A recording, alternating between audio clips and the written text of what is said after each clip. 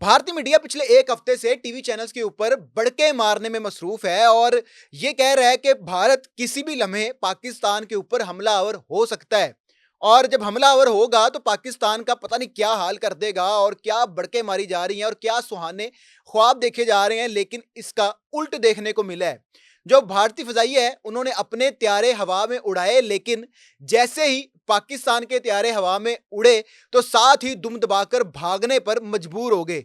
मोदी जो कि बड़ी बड़के मारा था और पाकिस्तान को निस्तर-नबूद करने की बातें कर रहा था, फंस चुका है और इस वक्त उसको समझ नहीं आ रहा, बुखलाहट का शिकार है कि मैं क्या करूं और क्या ना करूं, क्योंकि जो इंडिया की ऑपोजिशन है अब वो स्ट्रॉन्ग स्टैंड ले चुकी है और ये कह रही है कि पाकिस्तान के ऊपर हमला किया जाए। लेकिन जो मोदी है उस सरकार को समझ नहीं आ रही कि पाकिस्तान के ऊपर किस मुंह से हमला किया जाए, क्योंकि हमला किया तो मुंह की खानी पड़ेगी और एक बार ये ट्रेलर देख भी लिया। अब होता क्या है कि इस वक्त एक तो जो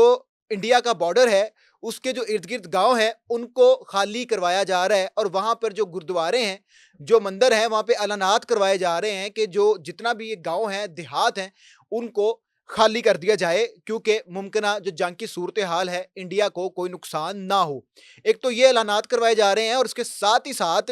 कश्मीर में जो एलओसी है वहां पर जो भारतीय फोर्सेस हैं उन्होंने हमलावर को होने की कोशिश की, जिसका मुंह तोड़ जवाब मिला। और इसके साथ ही साथ कल रात को जो भारतीय फोर्सेस हैं 4 रफील त्यारे भी फिजा में उड़ाए, लेकिन उनका क्या हशर हुआ, ये जो तमाम अपडेट्स हैं आपको इस व्लॉग के अंदर मैं देता हूं। नाज़रीन, होता क्या है कि रात को इंडिया अपने 4 रफील जो त्यारे हैं उनको हवा में उड़ाता है और वो त्यारे करते क्या हैं, वो त्यारे ये देख रहे होते हैं कि पाकिस्तान का जो बॉर्डर है वहां पर कौन सा ऐसा लूप होल है जो हमें मिले और पाकिस्तान के अंदर दाखिल हो। एक तो ये कहा जा रहा है कि इस सूरत हाल में जो फजाई त्यारे हैं, जो जो त्यारे हैं फिजा में उड़ाए गए, और दूसरा ये देखने के लिए कि क्या पाकिस्तान तैयार है या नहीं, कि अगर हमने त्यारे हवा में उड़ाए तो पाकिस्तान का क्या रिएक्शन हो सकता है। नाज़रीन, 4 रफील त्यारे उड़ते हैं फ़ज़ा में और जो इनकी जगराफी हदूद है वो इंडिया की होती है और जो मकबूजा जम्मू कश्मीर है वहाँ पर ये उड़ते हैं और इनका जो रुख है वो पाकिस्तान की तरफ होता है। और होता क्या है कि इसके जवाब में जो पाकिस्तान के J-10C और J-17 त्यारा है वो डिडक्ट करता है कि जो 4 त्यारे हैं रफील हवा में हैं और पाकिस्तान की तरफ मूव कर रहे हैं, तो जो पाकिस्तान की फ़ज़ाई फ़ोर्स है वो तैयार होती है और अपने जहाज़ उड़ाती है और फ़ौरन से सिग्नल देती है रफील त्यारों को कि हम फ़िज़ा में मौजूद हैं, लिहाजा कोशिश मत करना यहाँ आने की। जिसके बाद जो रफील त्यारे हैं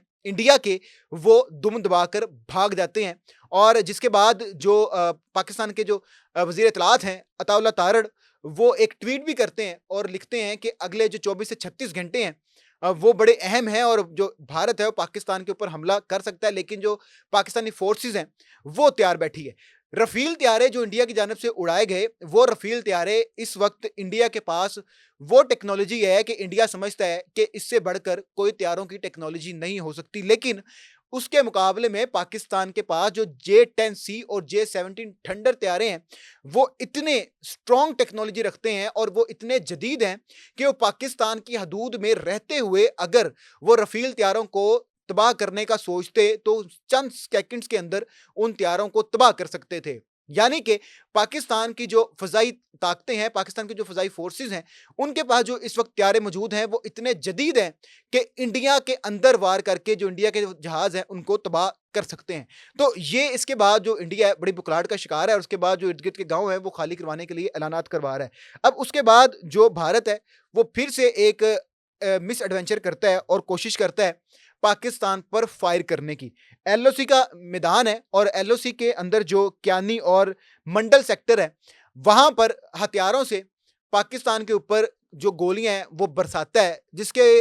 मुकाबले में जो पाकिस्तानी फोर्सेस हैं वो फौरी तौर पर जवाब देती है और उसके मुकाबले में जो इतलात सामने आ रही हैं वो ये है कि जो भारत की इलाके में एलओसी के ऊपर जो उनका 74 पोस्ट है वो तबाह हो चुकी है। ये सूरत हाल है, जिसके बाद जो भारत की तरफ से आने वाली फायरिंग थी, जो गोलियां थी, वो खामोश हो गई हैं। ये इस वक्त सूरत हाल है, बड़ा माहौल गर्म हुआ बड़ा दोनों साइड्स पे, लेकिन जो पाकिस्तान की फोर्सेस हैं वो उस वक्त तैयार बैठी हैं और भारत